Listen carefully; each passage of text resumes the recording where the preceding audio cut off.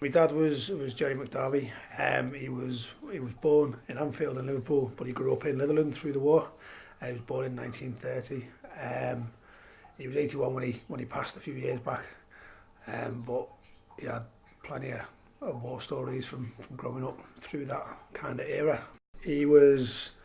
Well, my mum actually told me one the other day, which I think happened probably before he started. He was a messenger boy in the fire service, for the fire service, towards the last 18 months, 2 years of the war, where him and one of his mates used to go around on their push bikes around the local area. They'd both be given areas to do, but they'd be going around on their bikes, and they used to meet up on this street corner every night. So like the bombs had kind of come, they'd meet up on this street corner, and then they'd be going out when they were allowed to, because they used to get a kind of signal to say it was safe to kind of come out of the houses again and come out of the shelters.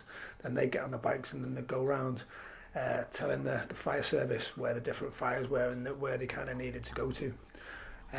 Because obviously there was no phones and stuff when all the signals were down because of the air raids and things. But there was one night that he went back to the corner where he normally meets his mate, and his mate didn't turn up. He went back again the next time that they were needed. The next kind of air raid, he went back and his mate wasn't there as well. And it wasn't until around, I think it was about 2 weeks later, I think my dad said that his mate was found in this like bramble bush inside this park. Now they weren't sure what happened. They don't know whether he'd been out when the air raid still come in, and maybe a blast had hit him and fired him over there and stuff. But he was found in this bush in this park. But that was his little pal that used to go around with. He was the same age as him as well. So it was just it's daunting to it's interesting, but it is daunting to kind of hear what he had to kind of go through in those days as well.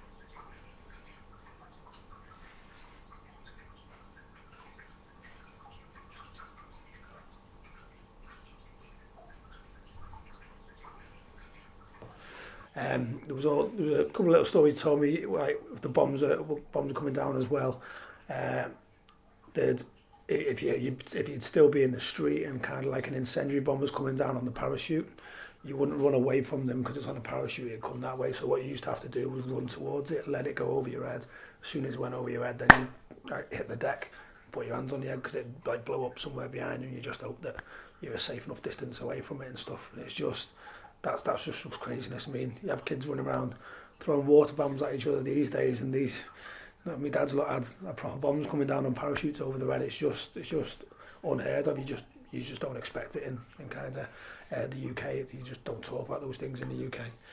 My mum told me a story the other day that she remembered that he said there was an unexploded bomb that was there. They put like barriers around it so you weren't meant to go near it and stuff. Well, at night time when it got dark, my dad and his mates being the way they were, they thought, we're not listening to rules, we're going to go against all that. So they were over the barriers and having a look around this unexploded bomb and stuff like that. Because it's just kind of, that's obviously what they were interested in. It'd have been daunting times, but because probably if that's what they were used to, it'd have probably been exciting times as well and stuff. Because my dad's dad was he was in the Royal Corps of Signals in the First World War. He didn't fight in the Second World War, but he was in the Signals in the First World War. So he'd have had the stories obviously from his dad, and that was kind of all they ever knew. They had national service then, so they all had to go and do the national service when they got to a certain age at that point. Because my dad's brother was in the tanks in the Second World War. He was a few years older than he was away in the tanks in the Second World War.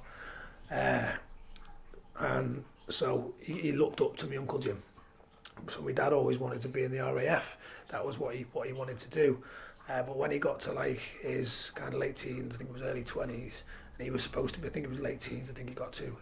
He was reserved for the RAF, and he got a bad injury playing football. He got kicked in the kidneys, and he was in hospital for weeks and weeks and weeks. And then they found all kinds of different problems. Where my mum just reminded me of this the other day as well, where they found on one of his kidneys the veins were growing all around one of his kidneys and stuff. So he veins were going around his kidney like so. They had to do all these different operations, and then he was struck off. Then he couldn't go and join the RAF. So that was my dad's one big regret, that he couldn't follow my uncle into the RAF, because my dad's younger brother ended up going in the RAF. My dad's older brother was in the tanks. His younger brother ended up going in the RAF in kind of Burma and around there years later. But my dad was the middle child, and he never got to go in the forces. And that's my dad's one big regret. He talked about that all the time, that he was gutted that he never joined the forces. We're glad he didn't, because we'd have probably never been around. He'd have probably never met my mum and stuff. He'd have joined the forces, and he probably had a completely different life. So obviously we were made up that he didn't go in.